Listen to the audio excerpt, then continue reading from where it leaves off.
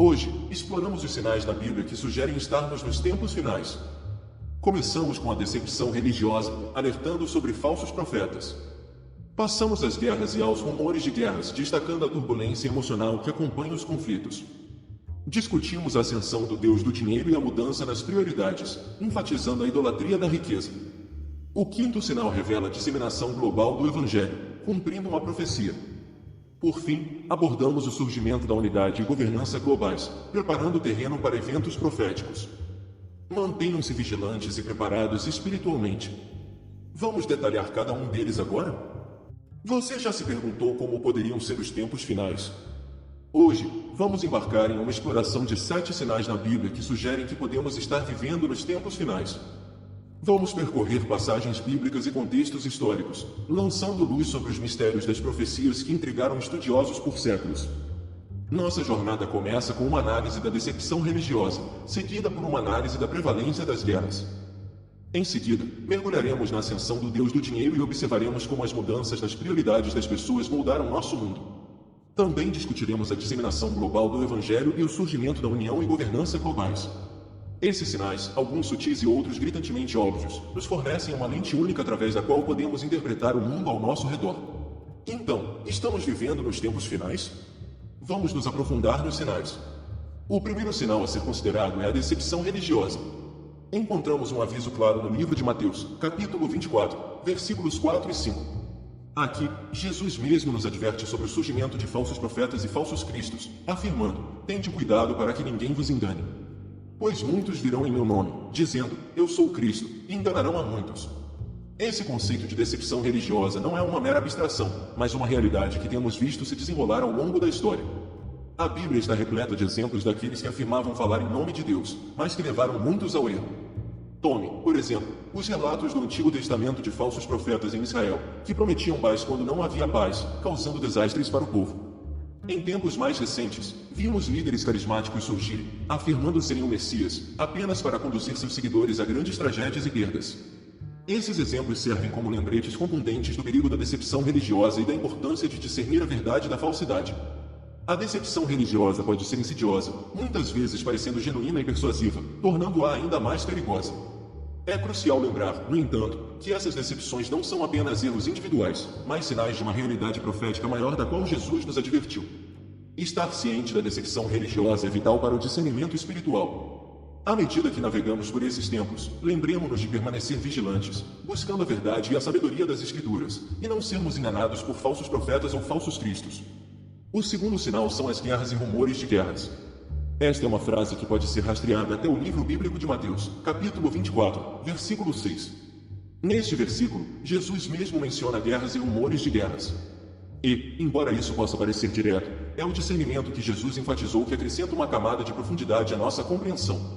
Você vê, as guerras têm sido parte da história humana desde tempos imemoriais.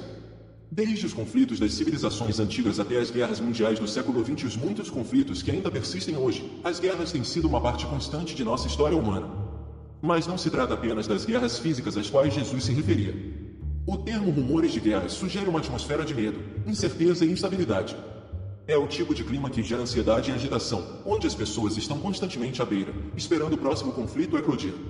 Portanto, em essência, Jesus estava apontando não apenas para a manifestação física das guerras, mas também para a turbulência psicológica e emocional que elas criam. Este é um sinal que exige discernimento, uma compreensão que vai além da superfície. Trata-se de reconhecer não apenas as guerras que ocorrem nos campos de batalha, mas também as guerras que ocorrem nos corações e mentes das pessoas. De fato, as guerras têm sido uma parte constante da história humana. À medida que avançamos, é crucial que mantenhamos os olhos abertos, nossos corações discernindo, enquanto navegamos pelos tempos tumultuados em que vivemos. O terceiro sinal é a ascensão do Deus do dinheiro. Há um versículo na Bíblia, 1 Timóteo 6,10, que diz: "Porque o amor ao dinheiro é a raiz de todos os males." Agora, é importante esclarecer que não é o dinheiro em si que é maligno, mas o amor por ele, a obsessão, a idolatria da riqueza que pode nos desviar do caminho. Vamos tirar um momento para pensar na nossa sociedade moderna. A busca pela riqueza, de muitas maneiras, se transformou em uma forma de idolatria. Não se trata mais de garantir necessidades básicas ou mesmo de confortos simples. Trata-se da acumulação de riqueza pelo simples desejo de ter cada vez mais. Essa idolatria na riqueza influencia nossas decisões, nossos relacionamentos e até nossa autoestima. Ela pode levar à ganância, à desonestidade, à exploração. Pode nos tornar cegos às necessidades dos outros e até às nossas próprias necessidades espirituais. Mas lembre-se de que o dinheiro, em si, não é o problema. É o amor ao dinheiro, a adoração por ele, o colocar no pedestal acima de tudo que pode levar a todos os tipos de males. O Deus do dinheiro surge quando permitimos, quando lhe damos poder sobre nós. É um sinal dos tempos, um aviso a ser considerado, um chamado para reavaliar nossas prioridades e onde colocamos nossa fé. O amor ao dinheiro pode, de fato, levar a muitos males. O quarto sinal são as mudanças nas prioridades das pessoas. Essa mudança fundamental é destacada em 2 Timóteo 3,4, onde está escrito que as pessoas se tornarão amantes do prazer em vez de amantes de Deus. Estamos vendo uma inclinação profunda para a autogratificação, onde os desejos e vontades individuais são colocados acima de tudo. Mas não se trata apenas de priorizar o prazer, trata-se também de uma mudança nas bússolas morais. O relativismo moral se tornou a ordem do dia.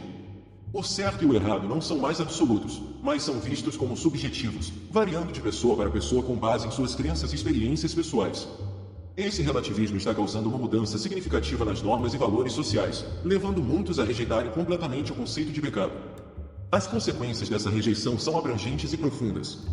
Sem um senso de pecado, não há necessidade de redenção, não há necessidade de um Salvador.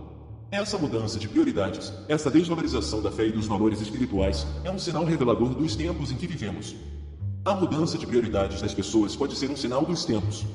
O quinto sinal é o Evangelho sendo pregado a todas as nações.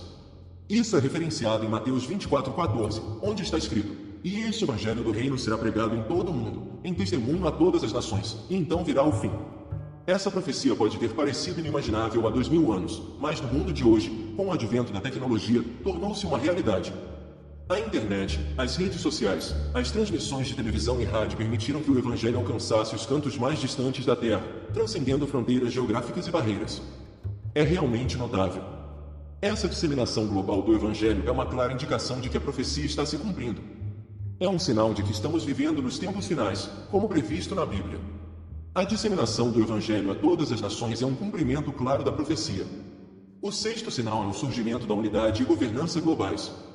Esse sinal é retirado de Apocalipse 13, 7 e 8, onde é profetizado que a autoridade será dada sobre toda tribo, povo, língua e nação. Em nosso mundo moderno, podemos ver o aumento da interconexão entre as nações e o crescente potencial para uma governança global unificada. Avanços tecnológicos tornaram possível que decisões tomadas em uma parte do mundo tenham efeitos imediatos e de longo alcance em outras partes do globo. As economias estão entrelaçadas, as culturas estão se misturando e as alianças políticas estão se movendo em direção a uma perspectiva mais global. Esse sinal também fala sobre a preparação para uma figura profética significativa, o Anticristo. A Bíblia nos diz que essa figura surgirá ao poder, unindo as nações sob uma única causa. À medida que testemunhamos a consolidação do poder global, devemos estar cientes dessa profecia e de suas implicações. O surgimento da unidade e governança global é um sinal significativo a ser observado.